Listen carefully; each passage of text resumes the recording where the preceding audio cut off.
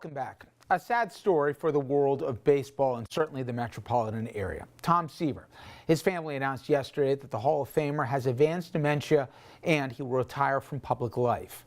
Mets legend. He was the star of the Miracle Mets that won, of course, the 1969 World Series. His nickname was the franchise, but that didn't stop the Mets from trading him.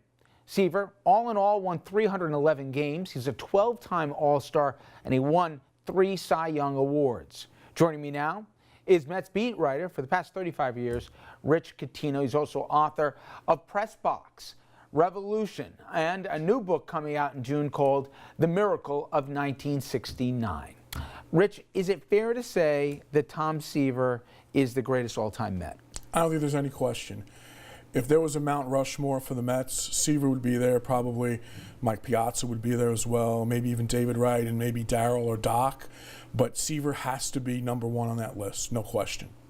Why did he, and does he, resonate so much with Met fans beyond just that he was a great pitcher? So much change went on when he came to the scene. His rookie year was 1967. Something Ron Swoboda told me that was just so pertinent. He said Tom Seaver was the Hall of Famer the first day I met him in 1967. It wasn't like he grew to that.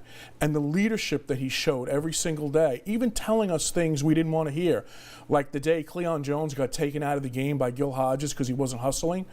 Tom Seaver went to Jones right afterwards and said, you know, the manager did the right thing, and you know what, you got to hustle, not only for him, but for yourself. And he did that with every member of the team. So there's so much there that Seaver brought to the table, even beyond the 25 wins in that 1969 season. The Mets famously, infamously traded Seaver to the Reds, but somehow, unlike a lot of players who were moved, especially in their prime, he still always held a special place with the Mets fans. They always claimed him as a Met still to this day. Why is that? I can tell you for myself, growing up in the Bronx as a Met fan was never easy, okay? But Tom Seaver became the first topic of conversation you could have with a Yankee fan that would stop them dead in their tracks. And to this day, it even silences them.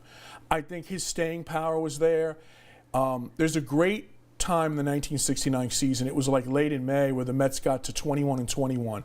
They had never won an opening day game in their history, and they had never gotten a 500 that late in the season. The reporters rushed in to talk to him.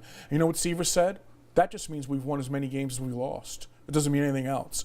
And that resonated with Met fans, that it wasn't so much about the winning, but it was the changing of the culture that Seaver brought. When Citi Field, which by all accounts is, you know, a terrific ballpark.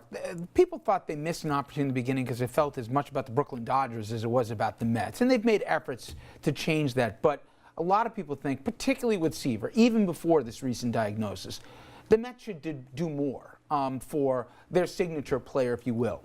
What can the Mets do now, while Seaver's still with us, where they can rightfully recognize him? What kind of way should they do it?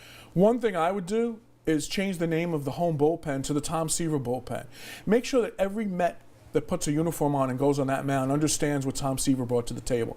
The other thing is a statue. And to me, the statue should be a dual statue. It should be Seaver and Hodges arm in arm as they were for their entire career. I do think the Mets have dropped the ball on a lot of it. I don't see anything about Gary Carter in that facility. I don't see much about Straw or Doc Gooden in that facility. And those are the names that I think should resonate with Met fans. I've heard discussion about the statue even before this diagnosis. And I got to tell you, as a guy who roots for the other New York team here, I think it's warranted and I think it's overdue. Rich, thank you very much. My pleasure, Richard. All right, sticking with the New York theme, on the other side of this break, we will pivot to Broadway and John Simon's review of the new play, Choir Boy.